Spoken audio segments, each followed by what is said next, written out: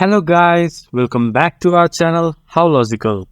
Today in this video, I'm going to show you how to download or install SPAX app in your mobile. To do so, follow some simple steps with me. First of all, go to your Play Store or App Store, then search SPAX. There you can see SPAX app. Tap on it. Then press install.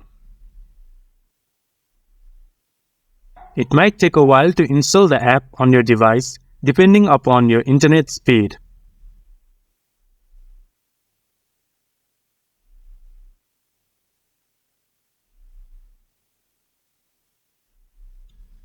Once the app has been installed, open it and get started with your fitness journey. This was for today's video. If you guys find our video helpful, do not forget to like our video and comment down your thoughts on this video. And do subscribe our channel and hit the bell icon for our latest videos. I'll see you guys again in our next video. Thank you.